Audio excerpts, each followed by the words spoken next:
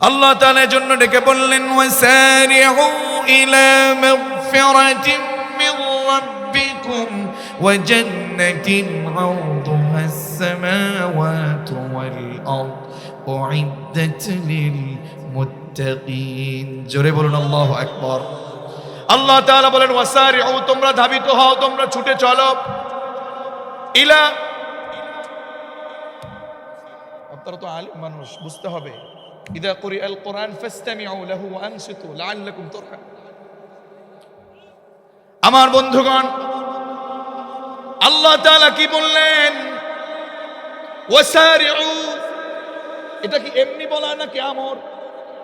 হুজুর এটা আমর, এটা অর্ডার, অর্ডারেবল ওয়ার্ড। সারিউ কার কথা? আল্লাহ তাআলা নিজে বলছেন ওয়াসারিউ, ধাবিত হও, ছুটে চলো ইলা মাগফিরাতিন মির রাব্বিকুম। আর সে সুদের পথে নয়, ঘুষের পথে নয়, গুনাহের পথে নয়। আরে আমার কাছে মাগফিরাতের ভান্ডার আছে, তোমার রবের ক্ষমার পথে তোমরা ছুটে চলো। আল্লাহু আকবার। তোমার রবের ক্ষমার ভান্ডারের দিকে তোমরা ছুটে চলো। আর কেন গুনাহ করবা? আর কেন অন্যায় করবা? আর কেন অপরাধ করবা? সব বাদ দিয়ে দাও, তোমার রবের ক্ষমার পথে দৌড়াও। আল্লাহু আকবার। ইলা মাগফিরাতিন মির রাব্বিকুম ওয়া জান্নাতিন, আর জান্নাতের দিকে তোমরা ধাবিত হও, দৌড়াও, ছুটে চলো। যে জান্নাতের পরিধি আরদুহাস সামাওয়াতু ওয়াল আরদ, আসমান এবং জমিনের সমান। আল্লাহু আকবার। বিশ্বনবী বলেছেন, আমার যে উম্মত সবচেয়ে ছোট জান্নাতের অধিকারী হবে, আমার ওই উম্মত এই পৃথিবীর 10টা দুনিয়ার সমান জান্নাত পেয়ে যাবে। এজন্য আজকের প্রথম স্লোগান, আমরা ছুটবো কোথায়? ডানে নাকি বামে? জবান খুলে নড়াইলবাসী আজকে বলবে, আল্লাহকে খুশি করার জন্য আমরা ছুটবো কোথায়? ডানে নাকি বামে? কারণ ডানে আছে আল্লাহর ক্ষমা আর হলো জান্নাত। সুবহানাল্লাহ পড়েন। ডানে আছে আল্লাহর ক্ষমা আর হলো জান্নাত, আর বামে আছে শয়তান আর আল্লাহর রাগ আর হলো জাহান্নাম। সুতরাং আমরা ওনাকে খুশি করে কবুলিয়াতের জন্য বলছি, ছুটবো কোথায়? ডানে নাকি বামে? আল্লাহ কবুল করুন ডানের পথে, পড়ে না আমিন। তাহলে মুসলমান কখনো বামপন্থী হতে পারে না, মুসলমান কখনো জাহান্নামের কাজ করতে পারে না। মুসলমান ছুটবে ডানে, আর যারা কাফের, যারা মুনাফিক, তারা ছুটবে বামে। ঠিক কিনা? এজন্য কোরআনের পক্ষে কাজ করে যেতে হবে। সূরাতুল মুদ্দাথির থেকে আমি কথা শুরু করতে যাচ্ছি। সূরাতুল মুদ্দাথির এটা যেন তেন সূরা না, সূরাতুল মুদ্দাসসির এটা যেন তেন সূরা না। আল্লাহ তাআলা বিশ্বনবীর উপরে যখন কোরআন নাজিল শুরু করলেন, শুরুতে বলেছিলাম ইকরা বিসমি রাব্বিকাল্লাযী, read in the name of Allah who has created. যখন রাসূলকে বললেন পড়েন, আপনার প্রভুর নামে আপনি পড়েন, যিনি আপনাকে সৃষ্টি করেছেন। আল্লাহু আকবার।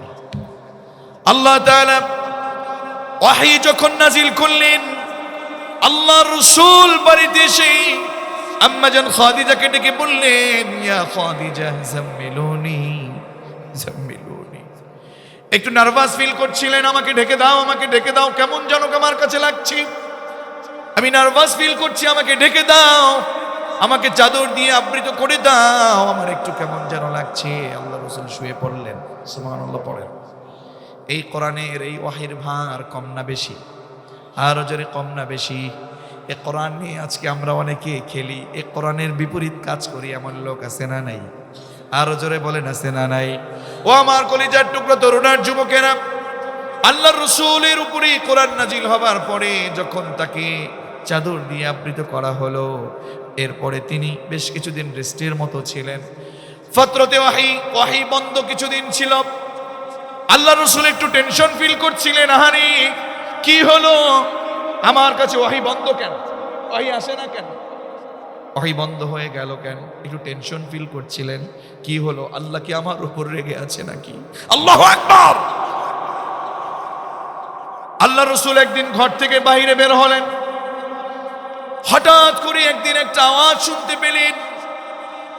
আওয়াজ শুনে আল্লাহর রাসূল ডানে তাকান, বামে তাকান, কাউকে দেখে না। সামনে তাকান, পেছনে তাকান, কাউকে দেখে।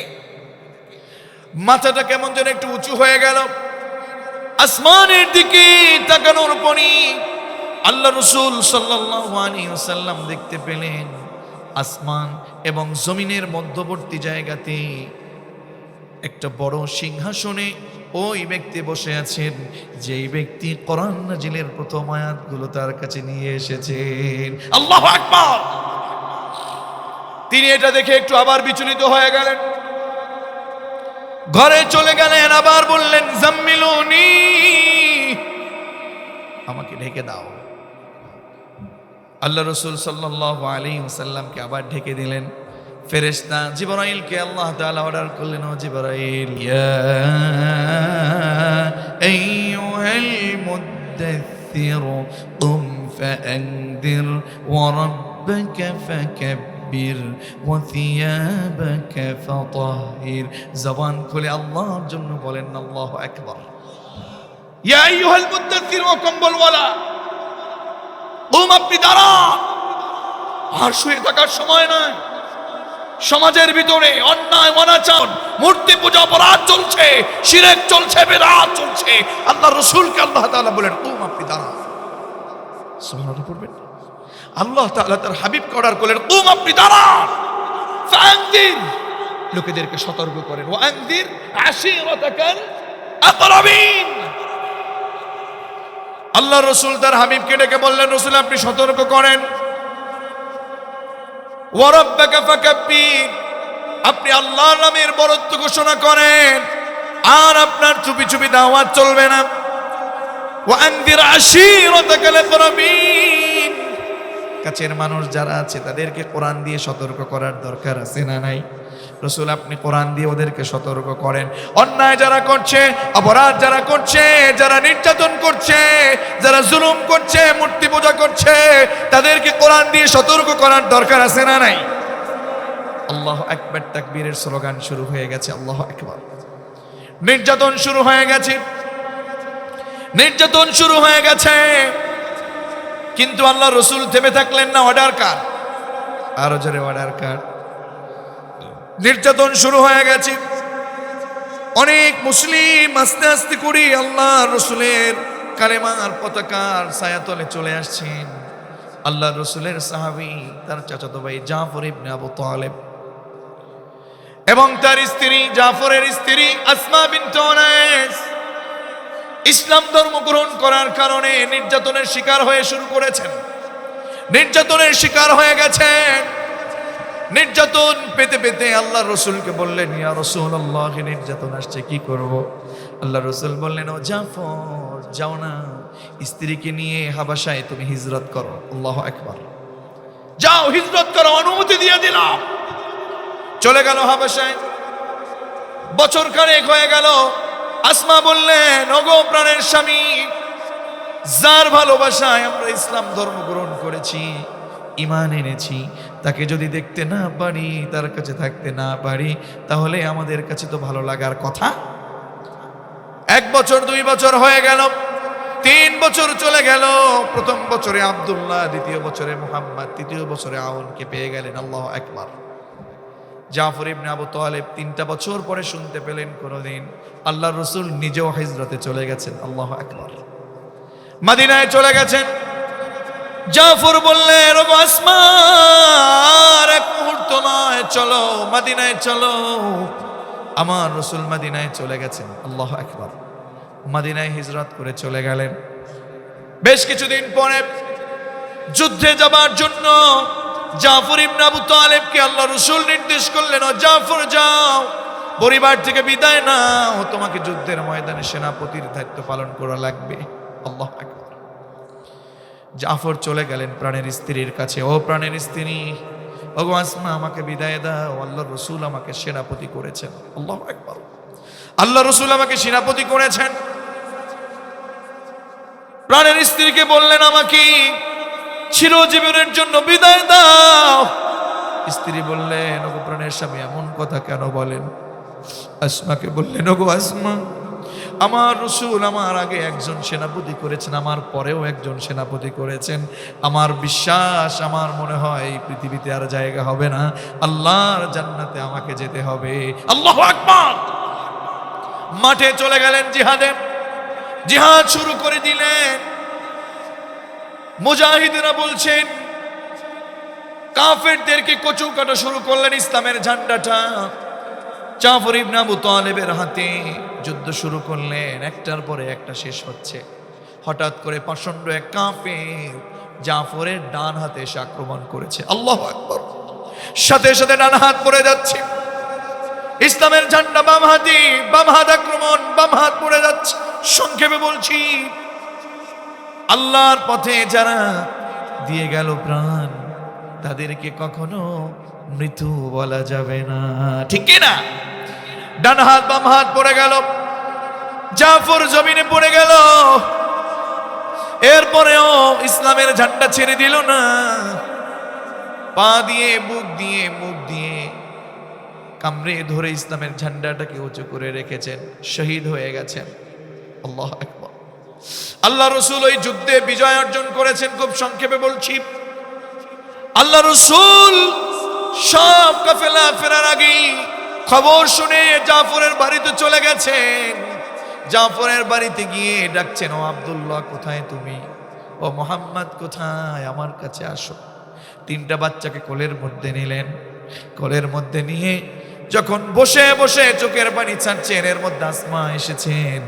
আল্লাহ রসুলকে বলছেন, ওগো আল্লাহ রসুল, আপনার চোখে পানি কেন? আল্লাহ রসুল বললেন, ওগো আসমা, কেমন করে তোমার কাছে বলি?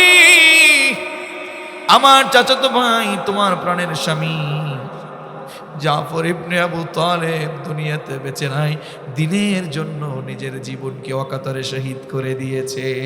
আল্লাহু আকবার। আসমা বিনতে উমাইস বড় ধৈর্যশীলা ছিলেন।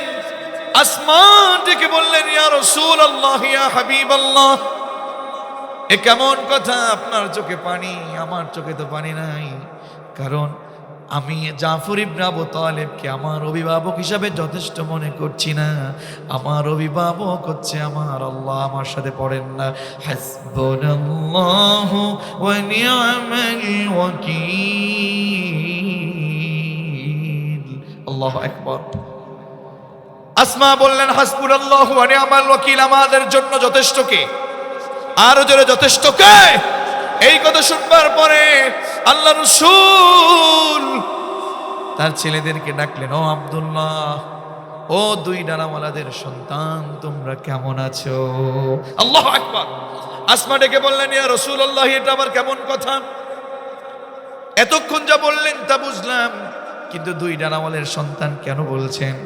আল্লাহ রসুল বললেন, ওগো আসমা, তুমি তো দেখো না আমি যা দেখি। আমার আল্লাহ তাআলা আমাকে এখন দেখাচ্ছেন। তোমার হাসবুনাল্লাহ শুনে আমার আল্লাহ এত বেশি খুশি হয়েছেন।